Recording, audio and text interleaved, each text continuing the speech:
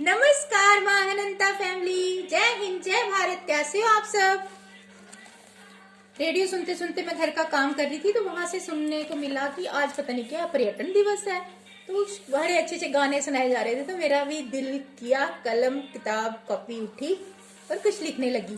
पर्यटन दिवस है आज, पता नहीं मुझे, लेकिन ऐसे ही कुछ लिख दिया कुदरत पे। टॉपिक है पहाड़ों की गोद में। पहाड़ों की गोद में नदियों झरनों का बहना, कल कल झरझर बहते हुए प्रेम की बातें कहना।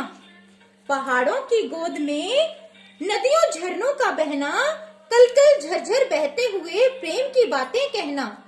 ये हंसी वादियां नदियां पर्वत धरती माँ का गहना। ये हंसी वादियां नदियां पर्वत धरती माँ का गहना।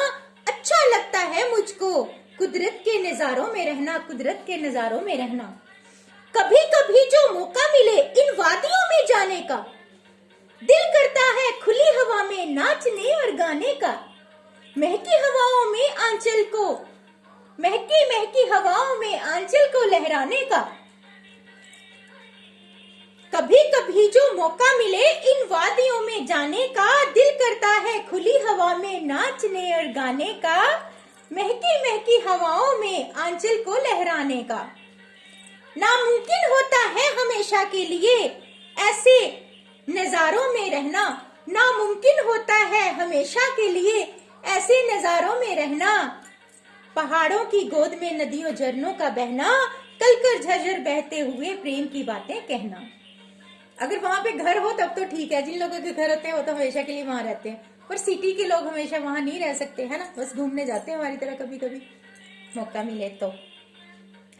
ऊंचे पहाड़ों पे चढ़कर अपना नाम जोर से पुकारना। वो पहाड़ की ऊंचाई पे चढ़ के जोर से नाम पुकारना और फिर वो आवाज जब रिवर्स आती है तो कितनी अच्छी लगती है। किसी का भी नाम पुकारो अपना, जैसे राधे कृष्णा कुछ भी पुकार लो।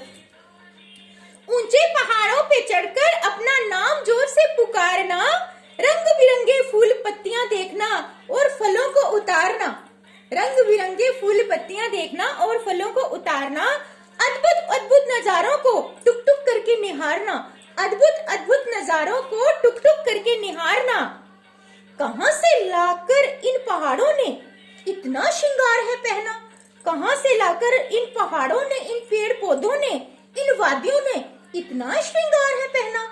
ये कुदरत में मतलब क्या कहें, कुदरत का कोई भी मुकाबला नहीं कर सकता संसार में, सृष्टि में। इंसान की हाथों की बनाई हुई चीजें कुदरत का मुकाबला नहीं कर सकती। जो नेचुरल चीजें होती है ना, वो नेचुरली होती हैं। चाहे नेचुरल कोई भी चीज, इंसानों में भी जो नेचुरल चीज होती है, नेचुरल ब्यूटी नेचुरल होती है। हम जितना मर्जी खुद को श्रृंगार लें, करते तो है हम लिपा पोती, पर ये भी जरूरी होती है जिंदा रहने के लिए, है ना। जैसे घर की दीवारों को लिपना पोतना जरूरी होता है, अगर उनको नहीं लिपाई पुताई की जाए तो घर का बुरी हालत हो जाती है। मेरी दीवारों की तो दोस्तों बुरी हालत हो गई। 10-11 सालों से दीवारों की मतलब कोई इम्प्रूवमेंट नहीं हुई है। अब माता रानी चाहेगी तो होगी। हाँ, तो घर की तो बुरी हालत हो गई है। चलो, सब ईश्वर की इच्छा से होता है। दुख आते जाते रहते हैं। जैसे पतझड़ के बाद बसंत बहार आती है, ऐसे इंसान की जिंदगी में भी दुख आने के बाद सुख तो आते ही आते हैं। जो ईश्वर के द्वारा लिखे होते हैं उन्हें कोई नहीं रोक सकता। चाहे लाख दुश्मन कुछ भी क्रियाएं करवा लें, तंत्र क्रियाएं करा लें, मेरी जिंदगी को मिटाने के लिए ना मेरे दुश्मनों ने, मेरे अपने यार अपने, जहां मेरी शादी हुई है वहीं से हो रहा है सब कुछ मेरे साथ। मुझे मिटाने के लिए क्या क्या नहीं किया गया। मुझे घर से निकाला गया, मुझे अकेले किया गया, मेरे पति को छीना गया, मुझ पर तंत्र क्रियाएं करवाई जा रही हैं अभी तक मुझे मिटाने के लिए, बड़े बड़े तांत्रिकों से मिलकर कि आखिर इसमें है क्या, ये मिट्टी क्यों नहीं है, हमने इसको इतना मिटाने की कोशिश, ये मिट्टी क्यों नहीं है। अरे यार, कौन मिटाएगा इस शक्ति को जो अद्भुत मेरी माँ अनंता मेरी 9 पिंडियों के रूप में यहाँ बैठी है। इसको कोई मिटाने वाला पैदा हुआ है क्या आज तक? पर चलो, मेरे दुश्मनों ने तो पूरी ट्राई कर ली मिटाने की, और आखिर में वो खुद ही मिट जाएंगे अपनी जलन में जल जल के, है ना। और दुश्मन दोस्तों बाहर के बाद में होते हैं, पहले अपने ही होते हैं। मेरी लाइफ में तो ऐसा हुआ, हर किसी के साथ ऐसा ना हो।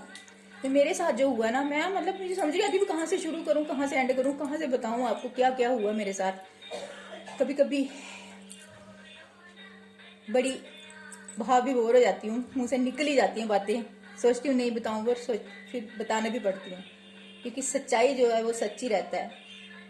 झूठ के बादल जितने मर्जी छाएं, सच मिट नहीं सकता। आपके सामने सत्य है।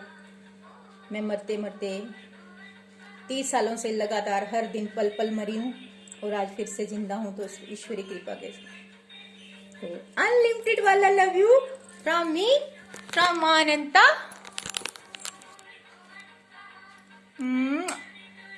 इन हवाओं में, फिजाओं में, धरती में, आसमान में, इन वादियों में और आप सबके रूहों में ये अनंत प्रेम माँ का पहुंच गया। जरूरी नहीं होता है प्रेम पाने के लिए मिलना। प्रेम एक रूहानी पावर है जो कहीं भी बैठ के कहीं भी महसूस की जा सकती है ना।